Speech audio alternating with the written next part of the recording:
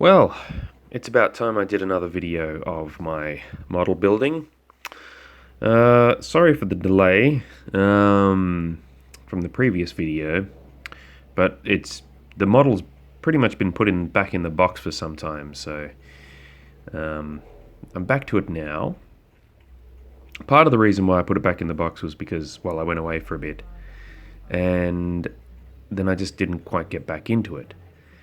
Partly because I was kind of annoyed at something I did in gluing together the gun assembly.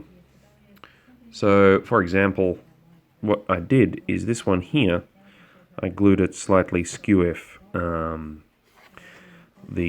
machine gun to the base, which glues on there. Now that really annoyed me because it's not properly positioned.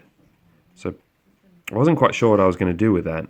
And then on top of that, I wasn't quite sure how to get the guns through the cowling once it all goes together, because if you remember from my last video,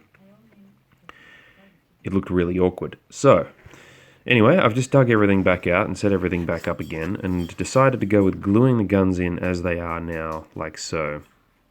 So I've tried to get them nice and evenly, horizontally glued in.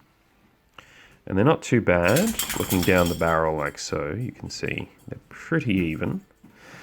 Because even though this one is a little bit skewed in terms of the way that it's positioned onto the mounting, what I've done is I've twisted the mounting a little bit in an anti-clockwise direction, which has leveled out the guns themselves. And I've decided to go with an open cowling to show all of the engine in the final model. Something to give you a bit of an idea about how that's going. What I'm aiming for here is somewhat akin to, see if I can find the page that I was looking. So I think it was before. Yeah, you would have thought I'd get this organized before I started filming, but no.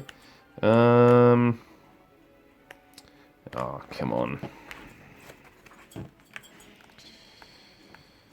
There was a good picture here of, Sid!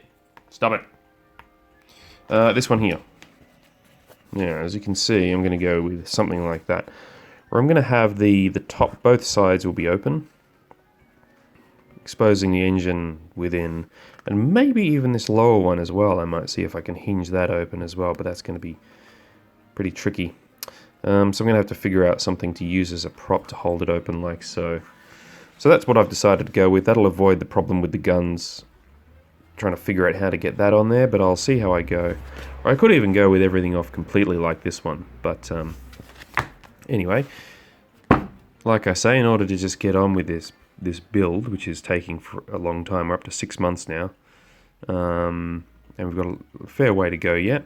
I thought, screw it, I'll get those guns in, which completes this section of the build, and then we can focus on, what else have we got here? Yeah, I started doing the wheels. Gosh, I'm gonna have to remember where I was up to and what I was doing. Yeah, and the rest of the internal fuselage assembly. So there we are. Welcome back. And hopefully I'll be making videos of the build a little bit more regularly now that I've dug everything back out. Alright, well, thanks for watching this tiny update, and catch you in the next video. Okay, so I thought what I'd do is just show you something that I've done now, because for anyone else building this, it might be a useful tip. You'll notice when you get to section 6 and 7 of the instructions, it says that you need to cut and remove part of the rear fuselage assembly, which is where the tail wheel is going to come through. And you have to do that on both sides. What you get is a unit which is, as you can see here, complete. So you've got to cut this out. Now I've just done it on this one. I managed to get a fairly neat cut. As you can see, that would have been complete through there, but I've now cut out that section. I wasn't quite sure how to do this, so really all I've done This is something that you might want to do yourself. I just cut with a pair of the pliers here. There, at the front. There at the back. It's twisting the plastic a bit that way. I'm going to have to worry about that later. And then I've just scored along here a few times along the line with the blade. Now this is probably not going to show very well in the video, but so then I've continued to just cut through that line just to make sure that it goes all the way through. Breaking the end off my blade in the process.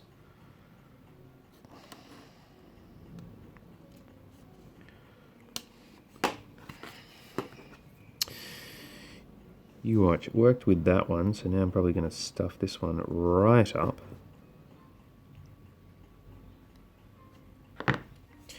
And then once I scored along here a few times, just do a little bit more. Okay, helps if I don't put my hand in the way.